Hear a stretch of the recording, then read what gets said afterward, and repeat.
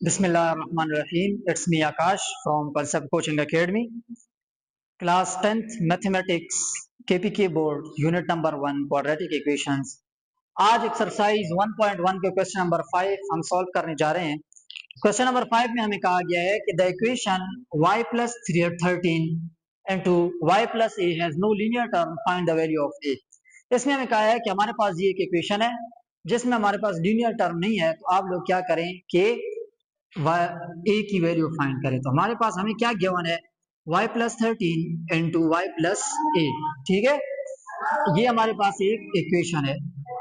ठीक है, अब हम क्या करेंगे कि इन ब्रैकेट्स को आपस में मल्टीप्लाई कर लेंगे। जब हम मल्टीप्लाई करेंगे तो y multiply by y which is equal to Y square plus y multiply by a which is equal to Y A plus 13 multiply by y which is equal to 13y plus 13 multiply by a which is equal to 13a is equal to 0। अब अगर हम देखें y square plus इन दो terms में हम y को common ले सकते हैं, तो हम इसको कॉमन ले लेंगे। हमारे पास आ जाएगा a plus 13 is equal to 0। अब हमने क्वेश्चन को देखना है। क्वेश्चन में हमें कहा है कि has no linear term, means कि इस इक्वेशन में हमारे पास लीनियर टर्म नहीं है। तो ये हमारे पास लीनियर टर्म है ना, तो जब वो कह रहा है क्वेश्चन में कि हैज नो लीनियर टर्म, तो इसका मतलब ये है कि a प्लस 13 जो है वो 0 की इक्वल होगा। लाजमी बात है ना, जब a प्लस 13 0 की इक्वल होगा तो पूरी टर्म खत्म हो जाएगी। तो हैज नो लीनियर टर्म हमारे पास प्रूफ हो गया। ठीक है, तो हमने इस a की वैल्यू फाइंड करनी है। अब देखें, आसान हो गया। ये प्लस 13 है, जब इक्वल के राइट हैंड साइड पे जाएगा तो हमारे पास क्या आ जाएगा, -13। तो बस ये क्वेश्चन हमारे पास सॉल्व हो गया, क्योंकि उसने यही मांगा था कि a की वैल्यू फाइंड करो, तो हमने a की वैल्यू फाइंड कर दिया। अब क्वेश्चन नंबर 6 में हमें कहा गया है कि the equation ax square plus 5x is equal to 3 has x is equal to 1 as a solution, what is the other solution. एक सॉल्यूशन उन्होंने दिया है कि 1 इसका सॉल्यूशन है और कहा है कि दूसरा सॉल्यूशन फाइंड करें।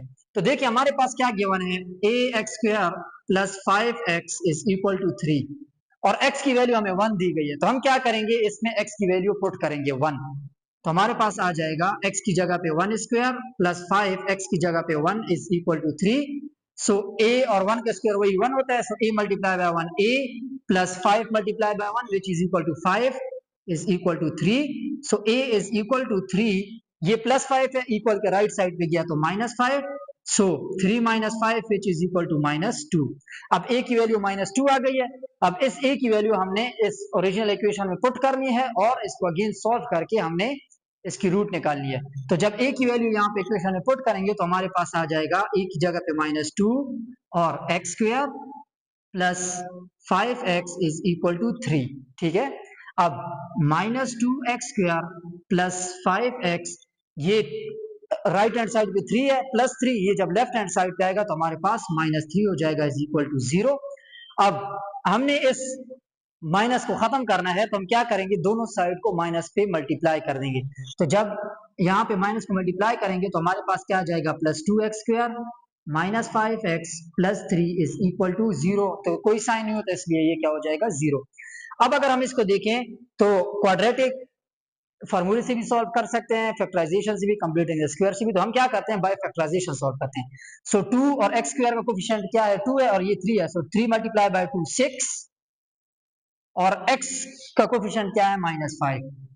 अब दो ऐसे नंबर कि अगर उसको उनको मल्टीप्लाई करें तो 6 आए और ऐड करें तो -5 आए।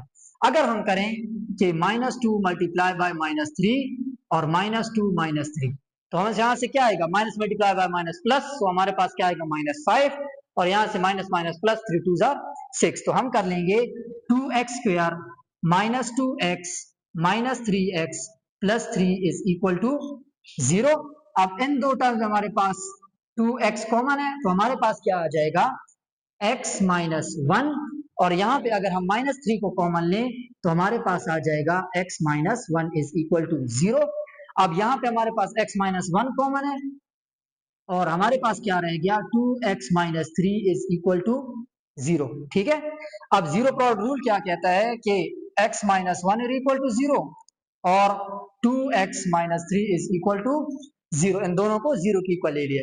अब x की वैल्यू निकालनी है, ये -1 है, जब ये इक्वल के राइट साइड पे जाएगा तो ये +1 हो जाएगा। एक वैल्यू ये आ गई है, 2x, ये -3 है, जब इक्वल के राइट साइड पे जाएगा तो ये +3 हो जाएगा। अब हमें x की वैल्यू चाहिए, तो ये 2 मल्टीप्लाई हो रहा है, जब इक्वल के राइट साइड पे जाएगा तो ये डिवाइड हो जाएगा, तो हमारे पास x की क्या वैल्यू आएगी 3/2। तो ये क्या था हमारा क्वेश्चन नंबर 6। क्वेश्चन नंबर 7 है अब हमारे पास, what is the positive difference of the roots x² - 7x - 9। अब इसमें हमसे पूछा गया है कि इस इक्वेशन की जो रूट्स आएंगी उनका डिफरेंस बताएं, मींस उनके दरमियान माइनस। सबसे पहले हम क्या करेंगे, इनकी रूट्स निकालेंगे। x² - 7x - 9 is equal to 0। अगर हम इसको क्वाड्रेटिक इक्वेशन की जनरल फॉर्म के साथ कंपेयर करें तो यहाँ पे हमारे पास a की वैल्यू आ जाएगी 1, b हमारे पास आ जाएगा -7 और c हमारे पास आ जाएगा -9।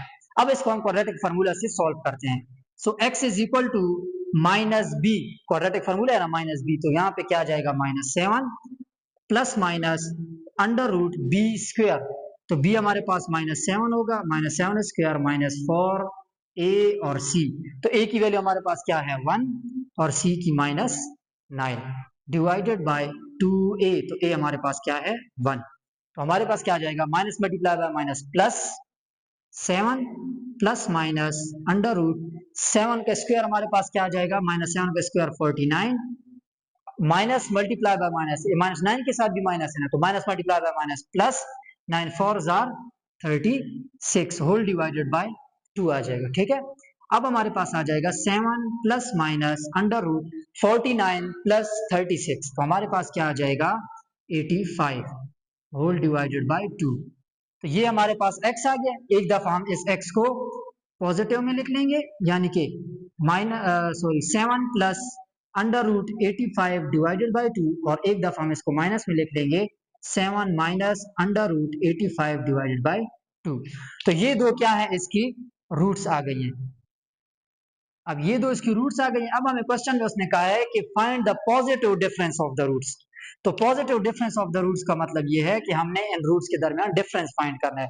तो हमारे पास फर्स्ट रूट क्या है, x इज इक्वल टू, हम लिख लेंगे फर्स्ट रूट हमारे पास क्या है 7 plus under root 85 divided by 2, और दूसरी रूट ये है तो इसके दरमियान हम माइनस लगा देंगे क्योंकि हमने डिफरेंस फाइंड करना है, और 7 minus under root 85 divided by 2। ठीक है, अब अगर यहाँ पे हम देखें तो हमारे पास एलसीएम लेंगे तो हमारे पास डिनोमिनेटर सेम है, तो सिंपल आ जाएगा 2, यहाँ से आ जाएगा 7 प्लस अंडर रूट 85, अब ये माइनस और 7 के साथ प्लस है, तो plus minus -7 minus multiply by minus, इससे हमारे पास क्या आएगा प्लस अंडर रूट 85।